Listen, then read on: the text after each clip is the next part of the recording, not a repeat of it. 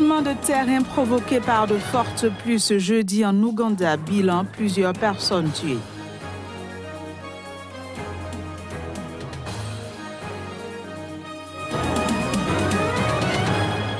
Explosion d'une mine dans la nuit de mercredi à jeudi au Mali. 3 militaires maliens tués et 4 autres blessés.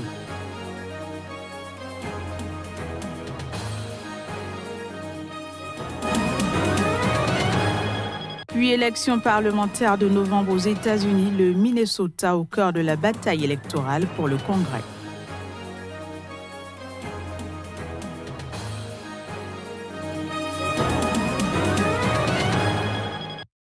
Merci de nous préférer pour vous informer. Bienvenue à toutes et à tous sur Sika TV. En Ouganda, plusieurs personnes ont été tuées dans un glissement de terrain ce jeudi. Il a été provoqué par de fortes pluies dans l'est du pays. C'est ce qu'a annoncé aujourd'hui un responsable gouvernemental. Voici les images. Les circonstances exactes dans lesquelles s'est produite la catastrophe qui a touché ce jeudi Bukalassi, au pied du mont Elgon, non loin de la frontière entre l'Ouganda et le Kenya, restent pour l'heure peu claires. La Croix-Rouge ougandaise a évoqué ce jeudi un immense glissement de terrain provoqué par de fortes pluies.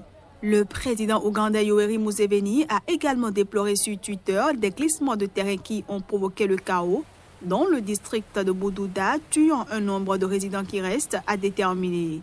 Cependant, le gouvernement a dépêché des équipes de secours vers les zones affectées.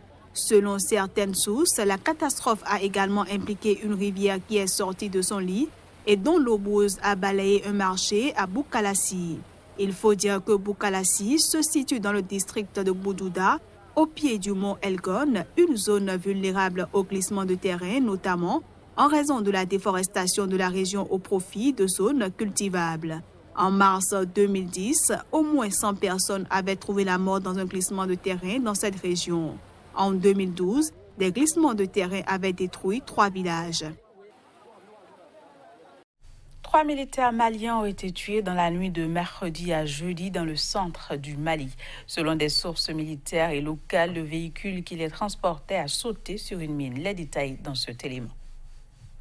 Un véhicule transportant des militaires a explosé sur une mine dans la nuit de mercredi à jeudi. L'incident est survenu dans le centre du Mali, plus précisément entre la ville de Djoungani et Koro. Le bilan fait état de 3 militaires tués et 4 autres blessés. Selon des sources, les personnes blessées ont été rapidement transportées vers le sud et un renfort militaire est venu sur place. Un élu local du centre a affirmé qu'il s'agit d'un acte terroriste. Dans son dernier rapport trimestriel sur le Mali, le secrétaire général des Nations Unies, Antonio Guterres, soulignait que les forces armées maliennes sont les plus touchées par les attaques djihadistes, en particulier dans la région de Mopti. Au cours des 3 derniers mois, 42 explosions produites à l'aide d'engins explosifs artisanaux ont été recensées, dont 38% dans les régions centrales du pays. Le nord malien est tombé en mars-avril 2012 sous la coupe de groupes djihadistes liés à Al-Qaïda. Ces groupes en ont été en grande partie chassés par une intervention militaire internationale lancée en janvier 2013 qui se poursuit. Depuis 2015, les attaques se sont étendues au centre et au sud malien et le phénomène déborde sur les pays voisins, en particulier le Niger et le Burkina Faso. Au Nigeria, au moins 7 soldats ont été tués dans l'attaque d'une base militaire par des djihadistes de Boko Haram. Près de la frontière avec le Niger, il s'agit de chiffres annoncés par l'armée nigériane dans un communiqué diffusé sur Twitter. L'armée nigériane et le groupe djihadiste Boko Haram se sont affrontés lundi à Métélé, un village de l'État de Borno. Selon une annonce de l'armée à travers un communiqué diffusé sur son compte Twitter, 7 soldats sont morts et 16 ont été blessés. Mais des militaires et miliciens faisaient état d'un bilan plus lourd, parlant de 18 soldats tués dans les combats qui ont duré 7 heures d'horloge. Selon un officier de l'armée, les soldats se sont battus et ont porté des coups sévères aux terroristes, mais ils ont été submergés par l'ennemi qui a envahi la base. Une milice civile locale qui aide l'armée à lutter contre les djihadistes a également déclaré mardi que 18 corps avaient été transportés dans la ville de garnison de Monguno, à 120 km de la base prise pour cible. Selon un milicien, Boko Haram a aussi subi de lourdes pertes, mais a réussi à envahir la base et prendre des armes. Boko Haram, également appelé État islamique en Afrique de l'Ouest, faction soutenue par l'organisation État islamique, est actif dans la zone du lac Tchad où il a multiplié depuis quelques mois des attaques de bases militaires. En RD Congo, le prix Nobel de la paix 2018 attribué au docteur Denis Mukwege, médecin gynécologue de l'hôpital de Panzi, venant en aide aux victimes de violences sexuelles, continue de susciter des réactions. Pour la population congolaise, ce trophée reste d'une part le mérite de tous les Congolais et d'autre part, il dévoile au monde entier que le pays est déchiré par des guerres et des violences. Je pense que le prix Nobel obtenu par Denis Mukwege, c'est une bonne chose, d'abord pour la République démocratique du Congo.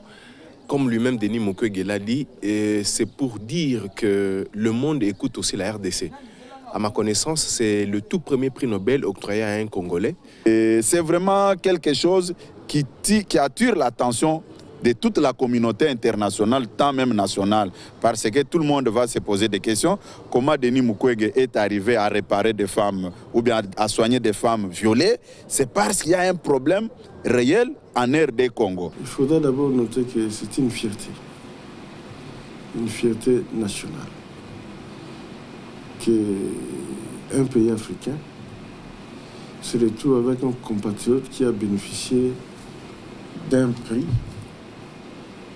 de réputation internationale, réputation mondiale, prix Nobel de la paix. Mukwege, aujourd'hui, il est devenu une personnalité grandiose dont la réputation dépasse les limites de notre pays. Plusieurs dirigeants syndicaux ont été arrêtés jeudi par la police zimbabwéenne. Ils avaient appelé à prendre part à une journée de manifestation nationale contre une aggravation spectaculaire de la crise économique. Reportage. Le porte-parole des avocats zimbabwéens des droits de l'homme, Kumbirai Mafunda, a confirmé l'arrestation du président de la Fédération des syndicats du Zimbabwe et de son secrétaire général à leur bureau. Des dizaines d'autres syndicalistes ont également été interpellés dans plusieurs autres villes.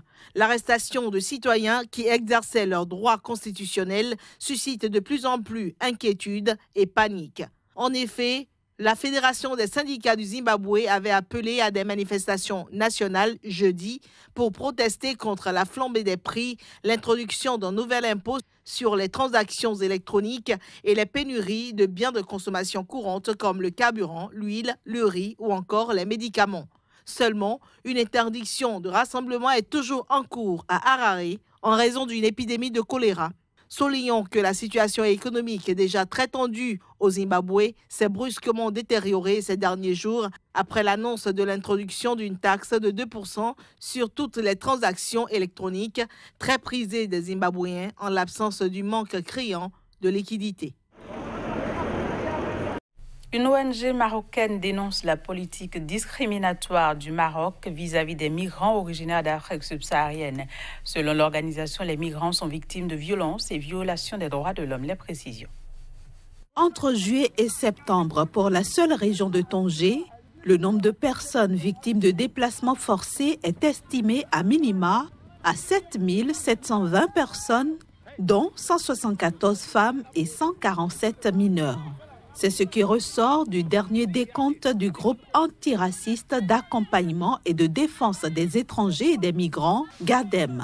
Lors d'une conférence de presse à Rabat, une des représentantes de l'ONG a affirmé que tous les témoignages parlent de violence et de traitements inhumains. Nous sommes dans un processus d'explication que l'engagement du Maroc vis-à-vis de son appartenance africaine et aussi son engagement vis-à-vis de ses pactes est antinomique par rapport à la répression que subissent les migrants. Nous avons fait la description de toutes les violences qu'ils subissent.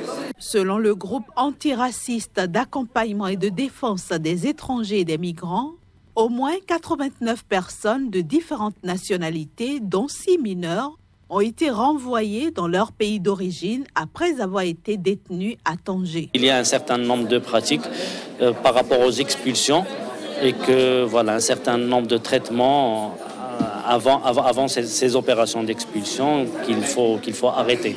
C'est ça la conclusion générale de ce rapport, c'est qu'il faut arrêter tout ça. On appelle toutes les forces vives de la société, institutions, autorités, organisations de la société civile à ouvrir un débat pour pouvoir trouver une solution à cette question. Notre message est de respecter les droits fondamentaux et de respecter les législations et le droit international humanitaire pour l'ensemble de ces personnes.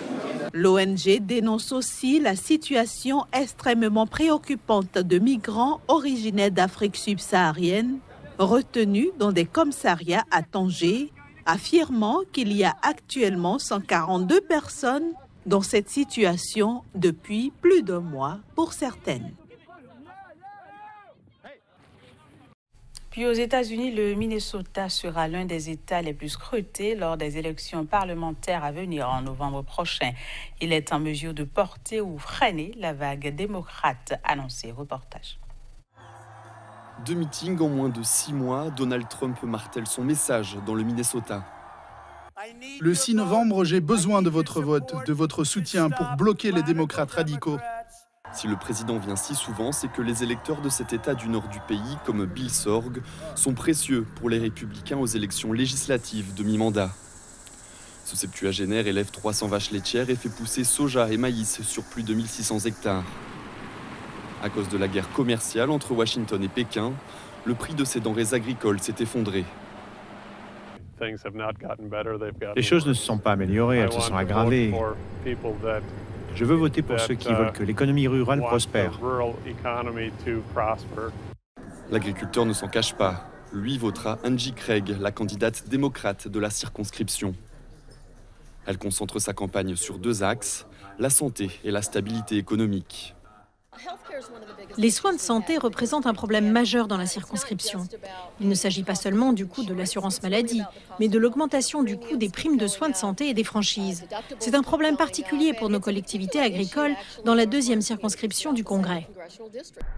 Le Minnesota, avec son mélange de villes moyennes et de campagnes, est comme un échantillon parfait de l'électorat américain. Démocrate depuis des décennies, ses habitants n'ont pas voté pour un président républicain depuis Richard Nixon en 1972. Mais en 2016, c'est le choc. Donald Trump n'est qu'à 2 points derrière Hillary Clinton. 2 ans après, il continue de séduire.